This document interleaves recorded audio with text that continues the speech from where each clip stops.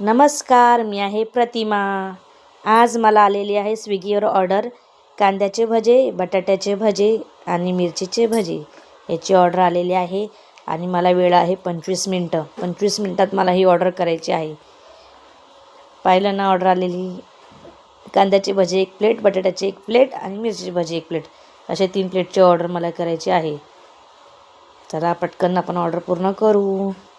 थंडीमध्ये ऑर्डर भज्याची येणार नाही असं होईन का? चला, जसं थंडी आहे तसे गरम गरम भजे आपण कस्टमरला देऊ. मिरचीचे भजे तयारी चालू आहे. चला, आणि हां, तुम्हाला जर क्लाउड किचन घरी ओपन करायचं असेल आणि तुम्हाला काहीही माहिती नसेल तर मी आहे ना, मी करते तुम्हाला सपोर्ट.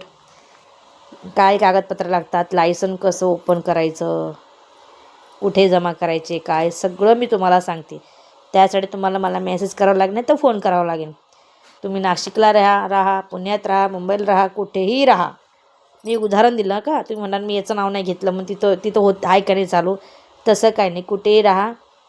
मी चौकशी करेन मला माहिती नसेल तर, आणि तुमच्यापर्यंत पोहोचवेल की आज तुम्हाला तिथे काय करावं लागेल काय नाही. कारण की मी राहते पुण्यामध्ये मी माझं क्लाउड किचन चालू केलेलं आहे. तुम्हाला पाहिजे असेल चालू करून, मी फक्त सपोर्ट करेन. कस्टमरचा नंबर देईन, जो असतो तो एजंट, त्यांच्याकडून चालू करून घ्यायचं. तुमच्याशी बोलता बोलता कांदे भजे झालेले आहेत. ही आहे बटाट्याच्या भज्याची तयारी. अरे, मिरच्या तळल्याच नाही कांद्याच्या भज्यासाठी. थांबा, एवढं कोटिंग करते आणि मिरची तळते पटकन. चला, पटकन मिरचे सोडलेले आहेत तेलामध्ये. गरम तेल आहे तर पटापट होते ऑर्डर बरं का. गडबड करायची नाही, कसं होईल. व्यवस्थित होते.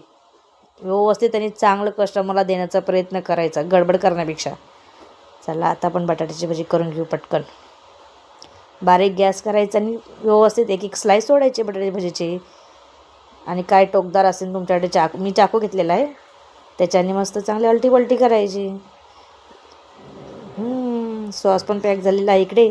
इकडे बटाट्याचे भजी चालू आहेत. एनी टाईम करावं लागते स्पीडमध्ये. काही मदत तर लागतेच बरं का एका जणाची. नसली तरी ठीक होते बरं का, पण घरी कोण ना कोण असलं तर आपल्याला मदत करतातच घरातली व्यक्ती आपल्याला. ती ट्रिक आहे. मिरच्या आधी तळून घ्यायच्या बरं का. मिरची भजी करताना डायरेक्ट मिरचीची भजी करायची नाही. असं तळून घेतलं ना व्यवस्थित, अर्ध कच्चे, जास्त नाही तळायचे. असे तळून घ्यायचे आणि मग बेसनचं कोटिंग लावून मिरची भजी तळून घ्यायची परत एकदा. त्याच्याने भजी टेस्टी लागतात आणि कस्टमरला खायलाही मजा येईल. याच्याने तुम्हाला ऑर्डर परत येईल.